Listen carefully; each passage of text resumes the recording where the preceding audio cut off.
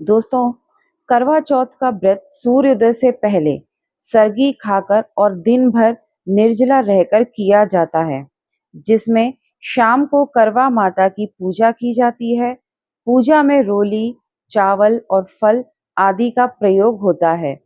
रात में चंद्रमा के दर्शन के बाद छलनी से पति को देखकर और फिर पति के हाथ से जल ग्रहण कर व्रत खोला जाता है। व्रत के दिन सूर्योदय से पहले सास द्वारा दी गई सरगी खाकर व्रत शुरू करें। इस दिन सुहागन महिलाओं को शोला श्रृंगार करना शुभ माना जाता है। करवा चौथ के दिन काले या सफेद रंग के कपड़े पहनने से बचें। अपने बड़े बुजुर्गों का आशीर्वाद जरूर लें। ब्रह्म मुहूर्त में उठकर स्नान करें और फिर सरगी खाकर व्रत का संकल्प लें। जिस स्थान पर पूजा करनी है उसे साफ सुथरा करके एक चौकी पर लाल कपड़ा बिछा दें। मंदिर में शिव परिवार की पूजा करें और उन्हें पुष्प, फल, मिठाई आदि अर्पित करें। करवा माता की तस्वीर या कैलेंडर दीवार पर लगाएं। एक मिट्टी के करवे में गंगा जल भरकर उसमें चावल और एक सिक्का डाल दें। शाम के समय परिवार के किसी बड़े सदस्य से करवा चौथ की कहानी सुने।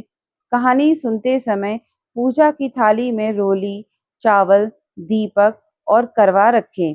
चंद्रमा निकलने पर एक छलनी में दीपक रखकर चंद्र दर्शन करें। फिर उसी छलनी से अपने पति का मुख देखें। पति के हाथ से पानी पीकर अपना व्रत खोलें। तो दोस्तों, आइए सुनते हैं करवा चौथ माता की कहानी। बहुत समय पहले की बात है। एक साहूकार के 7 बेटे और उनकी एक बहन करवा थी। सभी सातों भाई अपनी बहन से बहुत प्यार करते थे। यहाँ तक कि वे पहले उसे खाना खिलाते और बाद में स्वयं खाना खाते। एक बार उनकी बहन ससुराल से मायके आई हुई थी। शाम को भाई जब अपना व्यापार व्यवसाय बंद कर घर आए तो देखा उनकी बहन बहुत व्याकुल थी। सभी भाई खाना खाने बैठे और अपनी बहन से भी खाना खाने के लिए आग्रह करने लगे, लेकिन बहन ने बताया कि उसका आज करवा चौथ का निर्जल व्रत है और वह खाना सिर्फ चंद्रमा को देखकर उसे अर्घ देकर ही खा सकती है। क्योंकि चंद्रमा अभी तक नहीं निकला है, इसीलिए वह भूख प्यास से व्याकुल हो उठी। सबसे छोटे भाई को अपनी बहन की हालत देखी नहीं जाती और वह दूर पीपल के पेड़ पर एक दीपक जलाकर छलनी की ओट में रख देता है। दूर से देखने पर वह ऐसा प्रतीत होता है कि जैसे चतुर्थी का चांद उदय हो रहा हो। उसके बाद भाई अपनी बहन को बताता है कि चांद निकल आया है, तुम उसे अर्घ देने के बाद भोजन कर सकती हो। बहन खुशी के मारे सीढ़ियों पर चढ़कर चांद को देखती है, उसे अर्घ देकर खाना खाने बैठ जाती है। वह पहला टुकड़ा मुंह में डालती है तो उसे छींक आ जाती है। दूसरा टुकड़ा डालती है तो उसमें बाल निकल आता है और जैसे ही तीसरा टुकड़ा मुंह में डालने की कोशिश करती है तो उसके पति की मृत्यु का समाचार उसे मिलता है। वह बौखला जाती है। उसकी भाभी उसे सच्चाई से अवगत कराती है, उसके साथ ऐसा क्यों हुआ। करवा चौथ का व्रत गलत तरीके से टूटने के कारण देवता उससे नाराज हो गए और उन्होंने ऐसा ही किया। सच्चाई जानने के बाद करवा ने निश्चय करती है कि वह अपने पति का अंतिम संस्कार नहीं होने देगी और अपने सतीत्व से उन्हें पुनर्जीवन दिलाकर ही रहेगी। वह पूरे 1 साल तक अपने पति के शव के पास बैठी रहती है, उसकी देखभाल करती है। उसके ऊपर उगने वाली सुई नुमा घास को वह एकत्रित करती रहती है। 1 साल बाद फिर करवा चौथ का दिन आता है। उसकी सभी भाभियां करवा चौथ का व्रत रखती हैं।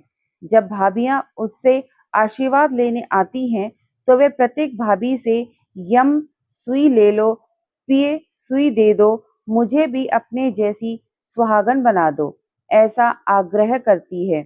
लेकिन हर बार भाभी उसे अगली भाभी से आग्रह करने को कह कर आगे चली जाती हैं। इस प्रकार जब छठे नंबर की भाभी आती हैं तो करवा उनसे भी यही बात दोहराती है। यह भाभी उसे बताती है कि चूंकि सबसे छोटे भाई की वजह से उसका व्रत टूटा था, अतः उसकी पत्नी में ही शक्ति है कि वह तुम्हारे पति को दोबारा जीवित कर सकती है। इसीलिए जब वह आए तो तुम उसे पकड़ लेना और तब तक वह तुम्हारे पति को जिंदा ना कर दे, उसे छोड़ना नहीं। ऐसा कहकर वह चली जाती है। सबसे अंत में छोटी भाभी आती हैं। करवा उनसे भी सुहागन बनने का आग्रह करती है, लेकिन वे टाल-मटोली करने लगती हैं। इसे देख करवा उन्हें जोर से पकड़ लेती है और अपने सुहाग को जिंदा करने के लिए कहती है। भाभी उससे छुड़ाने के लिए नोचती है, घसीटती है, लेकिन करवा नहीं छोड़ती। अंत में उसकी तपस्या को देख भाभी पसीज जाती हैं और अपनी छोटी उँगली को चीरकर उसमें से अमृत उसके पति के मुँह में डाल देती है। करवा का पति तुरंत श्री गणेश कहता हुआ उठ बैठता है। इस प्रकार प्रभु कृपा से छोटी भाभी के माध्यम से करवा को अपना सुहाग वापस मिल जाता है। हे श्री गणेश, माँ गौरी जिस प्रकार करवा को चिर सुहागन का वरदान आपसे मिला है, वैसे ही सब सुहागनों को मिले। बोलो करवा चौथ माता की जय।